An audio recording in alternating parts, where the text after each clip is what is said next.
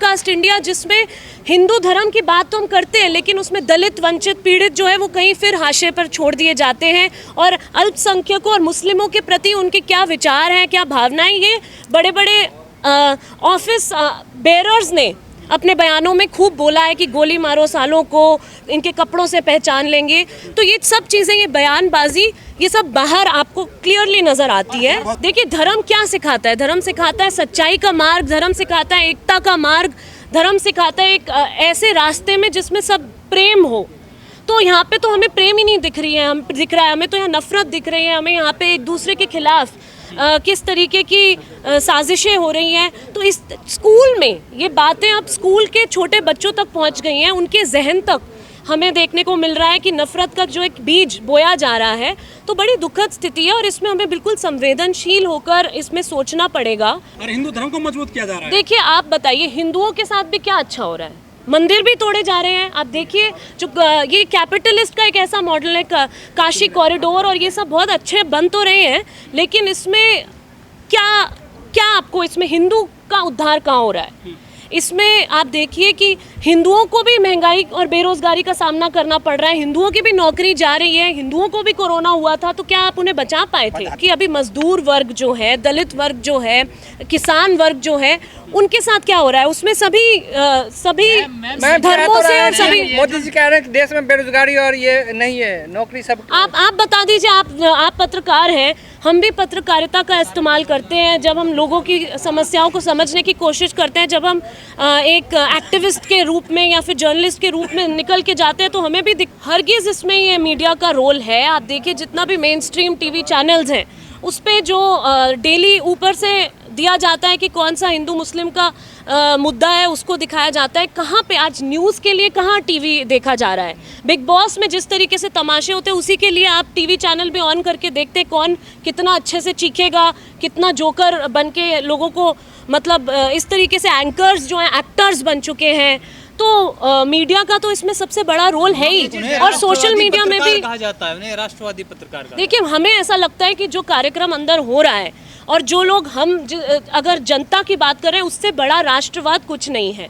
जब आप राष्ट्र की जनता की बात करते हैं, उनके दुखों की बात करते हैं, उनके बीच में प्रेम की बात करते हैं, तो मुझे लगता है उससे बड़ा राष्ट्रवाद और कुछ नहीं है। की बड़ी दुहाई देते हैं और संविधान की बड़ी बात करते हैं, लेकिन उनके आर्थिक सलाहकार कह रहे हैं कि देश को एक नया संविधान चाहिए।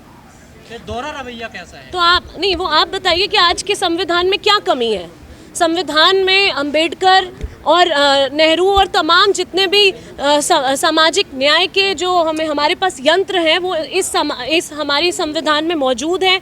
विश्व में सबसे बड़ी और सबसे रिच संविधान कहलाई जाता है भारत का जो संविधान है।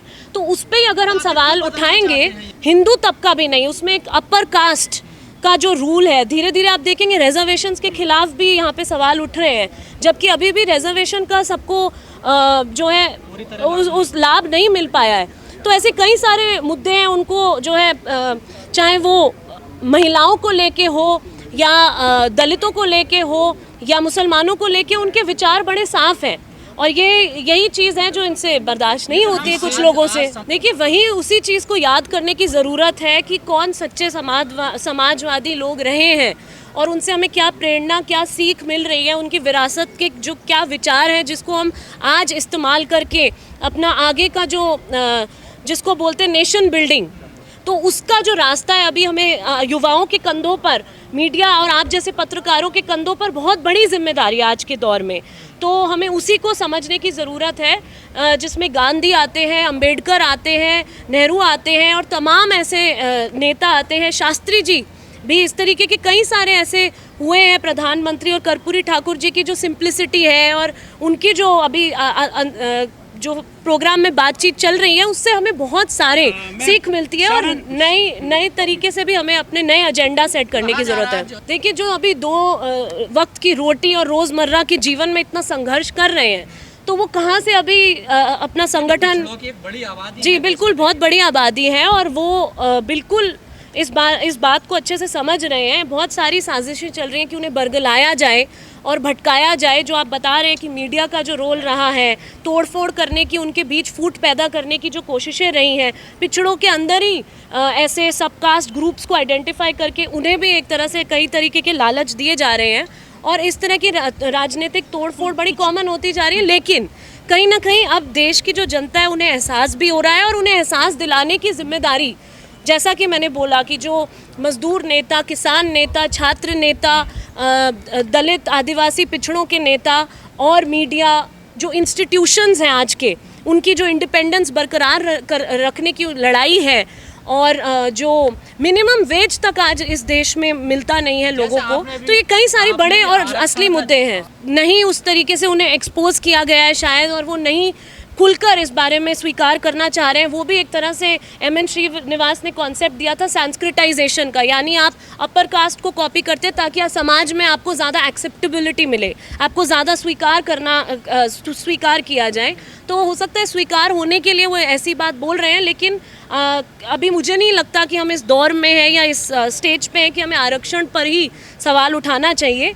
और मैं EWS या उस तरीके के आरक्षण के भी खिलाफ नहीं हूँ। इनफैक्ट अगर आप कर्पूरी जी का देखेंगे तो 26% जो रिजर्वेशंस था उसमें 3% सवर्णों के आर्थिक जो पिछड़े हैं उनके लिए भी उन्होंने सोचा था, और महिलाओं के आरक्षण के लिए भी सोचा था, और जो पिछड़े दलित और आदिवासी उनके लिए तो सोचा ही था। तो जितने भी कमज़ोर तबके हैं उन सबको अभी न्याय मिलना चाहिए और सामाजिक स्तर से उनको एक बराबरी मिलनी चाहिए। और आर्थिक रूप से जो देश में गैर बराबरी बढ़ रही है उसके बारे में हमें नहीं भूलना चाहिए। बिलियनर्स की संख्या ज़रूर बढ़ रही है। आप देख रहे होंगे दिल्ली में मर्सिडीज़, BMW और इन सब की तादाद ज़रूर बढ़ रही है, और ये कोरोना के बाद और भी बढ़ा है। लेकिन कहीं ना कहीं जो होमलेस की संख्या है, जो बेघर की संख्या है, जो भूखमरी की संख्या है, वो भी बढ़ी है। देखिए वो भी सब चीज़ें बिल्कुल बाहर हैं और तय हैं। मॉनसून सेशन, हमारे साथी ने ये बात बोली थी, ये बड़ा इंटरेस्टिंग पॉइंट है कि मॉनसून सेशन तो मौन में निकल गया, जबकि मणिपुर की बात होनी चाहिए थी। अब इस विशेष सेशन में क्या होने जा रहा है या क्या होने वाला है, ये एक बहुत बड़ा सवाल है। और कहीं ये उसी तरीके से नोटबंदी या जो रातों रात डिसीजंस हो जाते हैं वैसा कुछ तो नहीं सुनने को मिलेगा, क्योंकि कॉन्सेंसस का कल्चर जा चुका है। कोई भी पार्लियामेंट में किसान विरोधी लेबर कोड्स और इस तरीके की चीज़ें जो है बिना डिस्कशन के पारित की जा रही हैं। तो लोकतंत्र को बचाने का तो अभी ज़रूर नौबत आ चुकी है। देखिए इलेक्शंस जो है वो लोकतंत्र की सबसे बड़ी देन है, और फ्री एंड फेयर इलेक्शंस हमारे लोकतंत्र की सबसे बड़ी एक तरह से उपलब्धि है। तो इस तरीके से अगर उसमें छेड़छाड़ की जाएगी या फिर एक एजेंडा के तहत पूरा देश जो है इलेक्शंस देखेगा, तो ये एक बहुत चिंताजनक बात है। बिल्कुल ऐसा हो सकता है कि जो अलायंस हो रहा है कहीं ना कहीं सकपका रही है जो अभी रूलिंग गवर्नमेंट है, कि सब लोग एक हो जा रहे हैं और उनको लग रहा है कि कहीं सत्ता उनकी ज़मीन से खिसक ना जाए। और जैसा कि हमने बताया कि सत्ता का मतलब जनता नहीं, इनके लिए सत्ता का मतलब है एक ऐसा बेरोक नियंत्रण जो सारे संसाधनों पे, जल जंगल ज़मीन पे और तमाम सारे रिसोर्सेज पे होगा। जी, तो इनसे ज़रूर बचने की आवश्यकता है। और कुछ ऐसे भी लोग होंगे जो शायद अच्छी बात कर रहे हो या सही राह दिखा रहे हो, तो कोई जो धर्म की बात करे हमें उसी से ही परहेज़ नहीं है। धर्म की कोई सच्ची बात करे, धर्म की कोई एकता, प्रेम, एकजुटता और एक जो राइटियस पाथ की बात होती है धर्म की, वैसी बात करें तो यंग लोग इस स्पिरिचुअलिटी में आएंगे, बहुत अच्छी बात है। लेकिन अगर वो बरगलाने की बात करें, तुष्टिकरण और ध्रुवीकरण की बात करें, तो हमें बिल्कुल सतर्क रहने की ज़रूरत है। और जैसे कि तमाम पंडित और मौलवी और ये सब लोग हैं जो धर्म के ठेकेदार बने हुए, उनसे बचने की हमें हमेशा ज़रूरत रहेगी। देखिए चाहे चांद पे पहुंच जाएं या कहीं पे भी पहुंच जाएं, जब तक हमारे देश में और भी आंकड़े हैं कि जो भूखमरी है वो एक चरम सीमा पर पहुंच चुकी है। मोदी जी बता रहे थे अपनी स्पीच में कि अति गरीबी जो है ख़त्म हो गई है। वो कह रहे हैं कि एक्सपोर्ट्स जो हैं वो सबसे ज़्यादा हैं। हम एक अर्थशास्त्री भी हैं और पॉलिटिकल इकोनॉमी को देखते हैं, तो अभी जो अर्थव्यवस्था के हालात हैं वो सबसे ज़्यादा दुखद स्थिति में है। बेरोज़गारी अपने चरम सीमा पे है और जो अभी हालात चल रहे हैं, प्राइवेटाइजेशन चल रहा है, ठेका प्रथा चल रही है और जिस तरीके से लोग त्रस्त हैं, महंगाई है, इस बारे में कैसे हम बात नहीं कर सकते, ये बिल्कुल ताज्जुब होता है। अमृतकाल बता अमृतकाल तो नहीं, ये एक तरह से आप देखिए कि झूठ की राजनीति है, नफरत की राजनीति है, जैसा कि अंदर भी बातचीत चल रही है। एक दिखावटीपन है, पाखंडी आपको नज़ारा देखने को मिल रहा है। तो बहुत ही अभी एक मुश्किल घड़ी चल रही है। जैसा कि आप अगर सच्चाई को स्वीकार नहीं करेंगे, धर्म के विरुद्ध नहीं है हम, जो राम राज्य है वो क्या है? राम राज्य का अर्थ है कि सभी के लिए उन्नति हो, उद्धार हो।